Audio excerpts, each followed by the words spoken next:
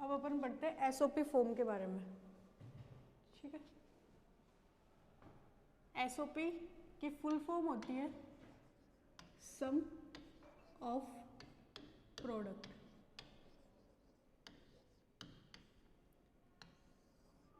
इसमें पहले प्रोडक्ट होता है, उसके बाद में सम होता है। अच्छा, एसओपी कब लिखी जाती है? व्हेनेवर अपना इन आउटपुट क्या हो,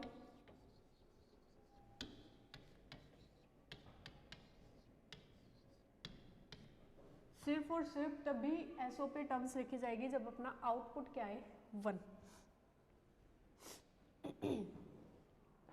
जैसे मान लो, जस्ट फॉर एन एग्जाम्पल, अपन ने इनपुट दिया 5। अब तुम कहोगे 5 कैसे इनपुट दे दिया भाई? तो ये किसके अंदर है? डेसिमल के अंदर, और आउटपुट आ रहा है अपना 1। डेसिमल को बाइनरी के अंदर चेंज करने का तरीका, 2 से डिवाइड करोगे, 2 2 जा 4, डिफरेंस कितना बच रहा है? 1, वो यहाँ पे लिखेंगे। 2 2 जा 4, डिफरेंस 1 बच रहा है, यहाँ पे लिख दिया। अच्छा, अब फिर 2 से करना पड़ेगा,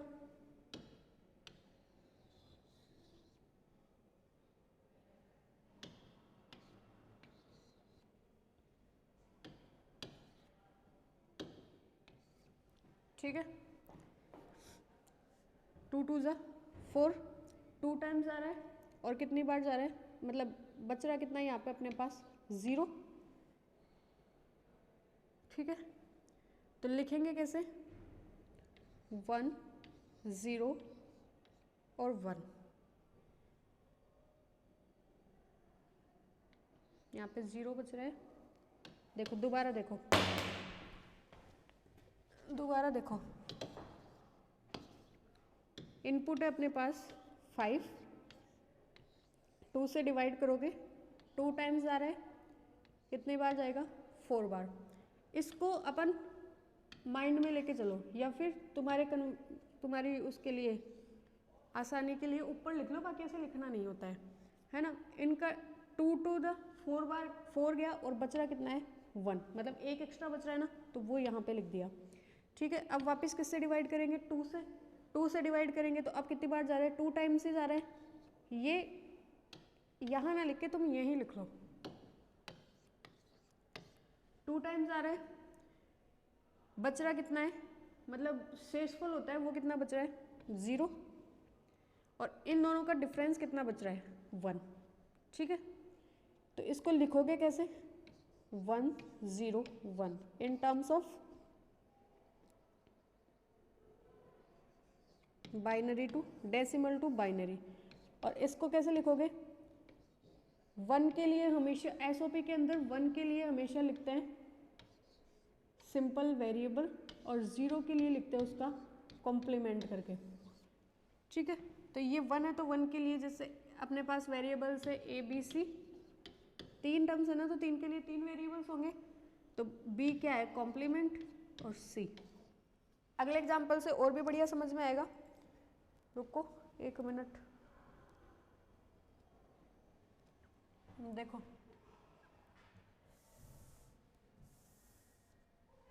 जैसे अपने पास है, बस एक चीज़ याद रखनी है कि 1 के लिए तो अपन को लिखना है वेरिएबल, और 0 के लिए लिखना है उसका कॉम्प्लीमेंटेड फॉर्म। जैसे अपने पास कोई टेबल गिवन है ए बी वाई, 0 0 0 1 1 0 1 1, ये अपने पास टेबल गिवन है। ठीक है, अब इसमें पहली चीज़ तो बताओ कि एसओपी कहाँ पे लगेगी? एसओपी सिर्फ वहीं पे लगेगी जहाँ पे आउटपुट कितना आ रहा है अपने पास? हाई, मतलब 1। तो एसओपी के लिए कितनी टर्म्स लिखी जाएगी? 3 टर्म्स। अब लिखेंगे कैसे? वाई एसओपी इक्वल्स टू, इसके लिए लिखेंगे, इसके लिए, इसके लिए नाम क्या है? SOP means sum of product. पहले अपन को क्या करना है? प्रोडक्ट करना है, फिर सम करना है। ए के लिए 0 है, बी के लिए 1 है, तो ए को क्या लिखोगे, कॉम्प्लीमेंट, 0 वाले के लिए कॉम्प्लीमेंट और खुद के लिए 1 के लिए खुद, ए को कॉम्प्लीमेंट और बी को खुद। फिर क्या करोगे, सम, पहले प्रोडक्ट किया दोनों का, उसके बाद में सम, सम के बाद में दूसरी टर्म आएगी। अब 1 के लिए क्या करोगे, ए के लिए 1 है तो ए और बी का कॉम्प्लीमेंट प्लस 1 1 है तो ए बी। ये होगी एसओपी लिखने की टर्म्स। एक और एग्जांपल देखते हैं। जैसे अपन को 3 वेरिएबल्स के लिए प्रोवाइडेड है कोई truth table, A B C और वाई। ये है 0 0 0 0 1 0 1 0 1 0 1। ट्रुथ टेबल तो बनाना ही गया ना अब।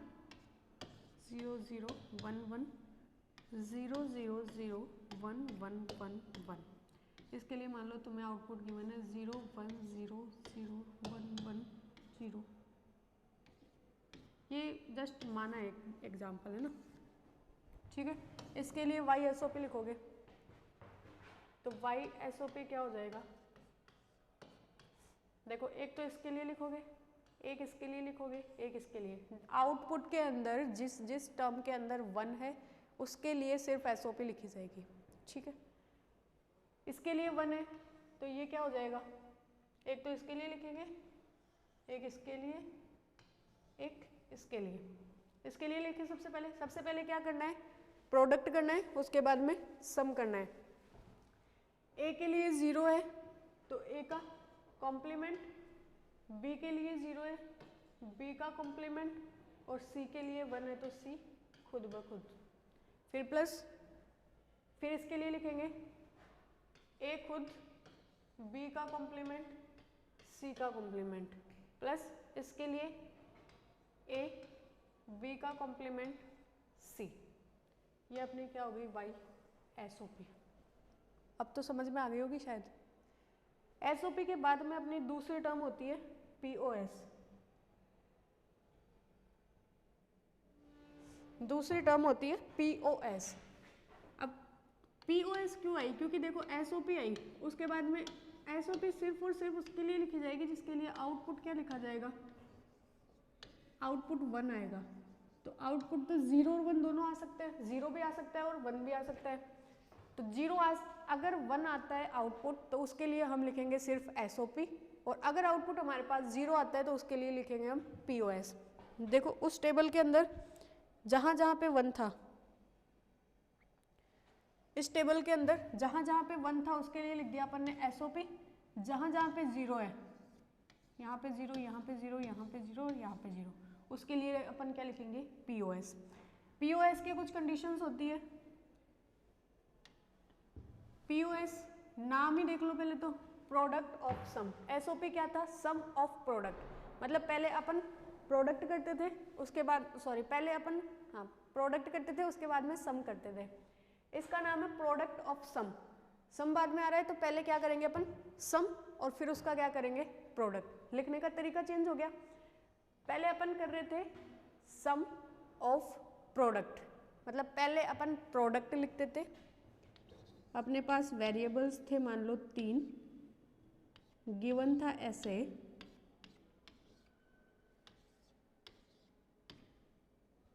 है ना। एक टर्म और एक और ले लो,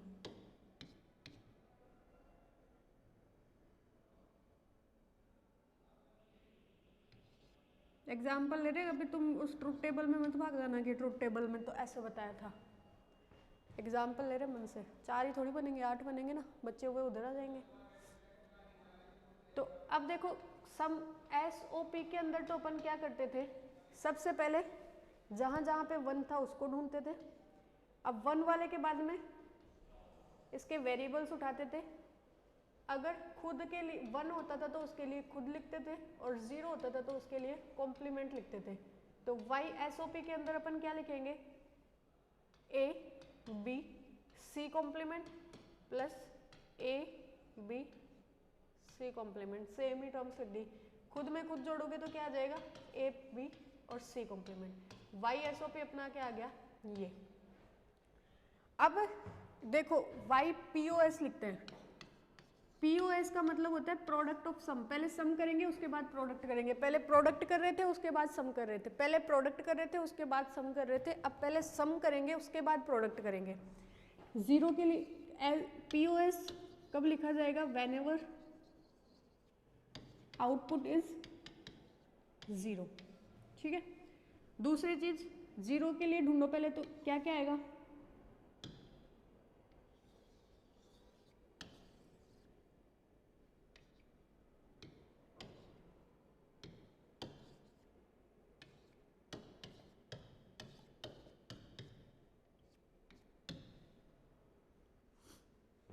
कौन कौन सी टर्म्स आएगी? सिर्फ ये दो टर्म्स आएगी। तो इसके लिए क्या होता है? POS है, SOP का जस्ट उल्टा है क्या? SOP का जस्ट उल्टा क्या हो गया? POS। तो यहाँ पे भी चीज़ें उल्टी हो जाएगी। वहाँ पे 1 के लिए खुद लिख रहे थे, यहाँ पे 1 के लिए कॉम्प्लीमेंट लिखेंगे। वहाँ पे 0 के लिए कॉम्प्लीमेंट लिख रहे थे, यहाँ पे 0 के लिए खुद लिखेंगे। पहले गड़बड़ाती चीज़, कन्फ्यूज़न। मतलब अभी क्लियर हो जाएगा, एक बार समझो। यहाँ पे 1 के लिए खुद लिखते थे, 0 के लिए कॉम्प्लीमेंट। SOP का जस्ट उल्टा है POS, तो 1 के लिए खुद लिखते थे, जो यहाँ पे 1 के लिए क्या हो जाएगा? कॉम्प्लीमेंट। 0 के लिए कॉम्प्लीमेंट था, तो यहाँ पे 0 के लिए क्या हो जाएगा? खुद। ठीक है। दूसरी चीज, इसके अंदर प्रोडक्ट करके फिर सम करते थे, इसके अंदर सम करके फिर प्रोडक्ट करेंगे। अच्छा A के लिए 1 है, 1 के लिए क्या लिखोगे? कॉम्प्लीमेंट। B के लिए 0 है, तो B ऐसे की ऐसे। C के लिए 0 है, C ऐसे की ऐसे। बीच में क्या करना है? सम। ये पूरी एक टर्म हुई। सम के बाद में जब दूसरी टर्म लिखेंगे तो उसका क्या करेंगे अपन? प्रोडक्ट। ये प्रोडक्ट आ गया। दूसरी वाली टर्म लिखोगे 1 1 0। 1 है कॉम्प्लीमेंट, 1 है कॉम्प्लीमेंट, 0 है खुद। ये अपनी क्या हो गई? YPOS। समझ में आई क्या? POS का एक और एग्जांपल देखते हैं। इन चीज़ों पे भी बहुत इजी क्वेश्चंस आते हैं नेट गेट में, मानोगे नहीं, अभी करेंगे अपन।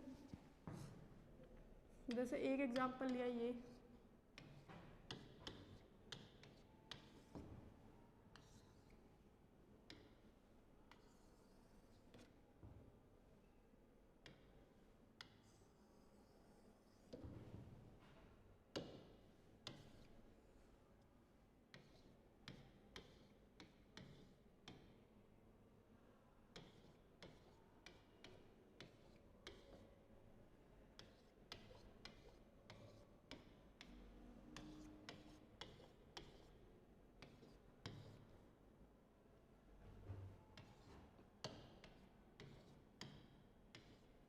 ठीक है। एक चीज और याद रखना, SOP से लिखा हुआ आउटपुट और POS से लिखा हुआ आउटपुट, तरीके चेंज है पर आउटपुट जो आएंगे वो सेम ही आएंगे।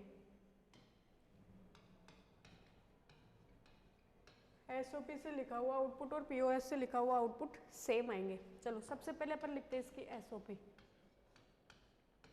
YSOP किसके लिए लिखोगे? सिर्फ जहां जहां पे 1 है, और 1 कहाँ पे है? इन 3 टर्म्स में।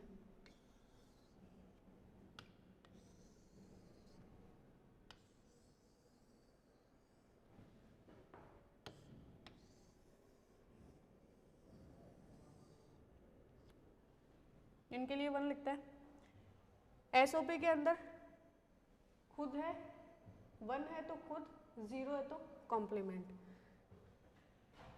A complement, B complement, C complement, D plus A complement, B complement, C, D complement.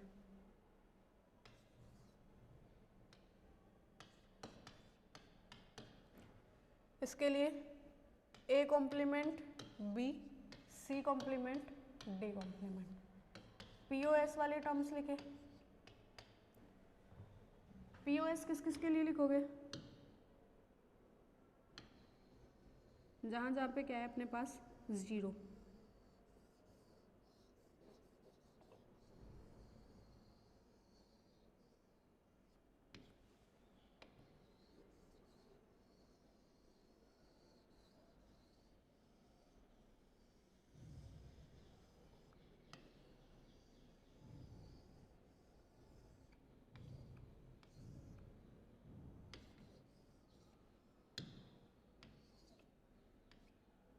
जहाँ जहाँ अपने पास 0 है वहाँ उसके लिए अपन क्या लिखेंगे? पीओएस।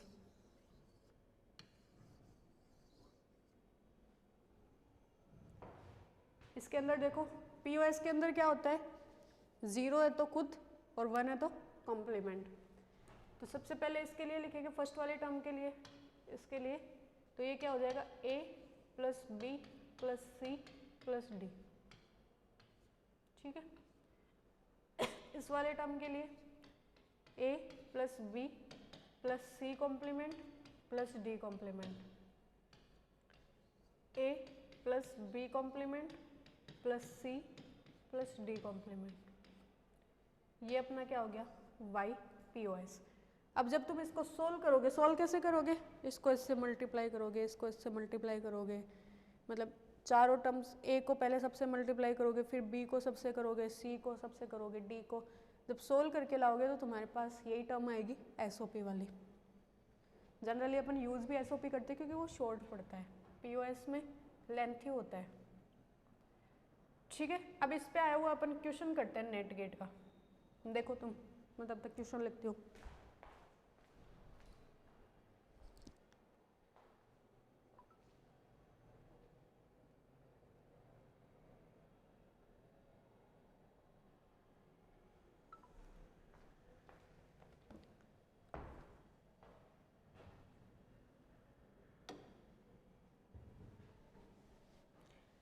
एक क्वेश्चन करते हैं अपन।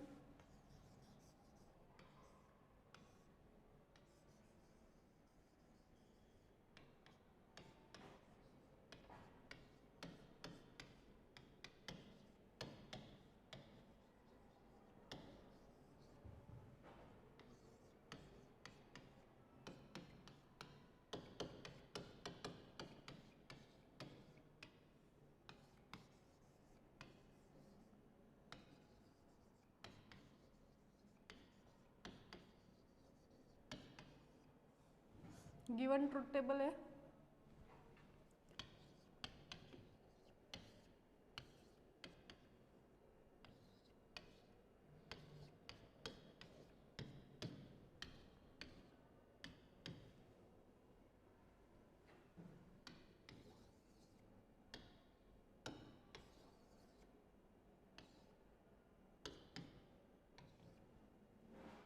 ठीक है, करो।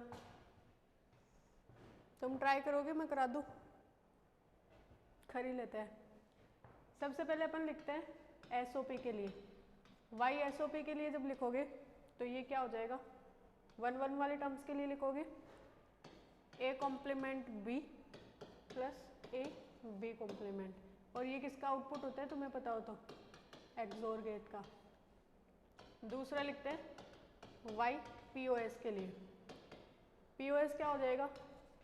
a plus b plus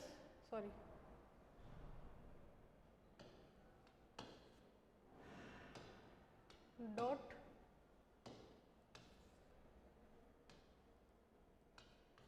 a complement plus b complement. Solve करके देखेगा इसके बराबर आता है क्या? दिखाते हो तो मैं सोल्व करके। मल्टीप्लाई करो, a को दोनों से मल्टीप्लाई करो, a complement plus a b complement, a complement b plus b complement. a complement क्या हो जाएगा? 0, b कॉम्प्लीमेंट क्या हो जाएगा? 0, a b complement plus a complement b। क्या SOP और POS सेम आ गया क्या? Then hence proved.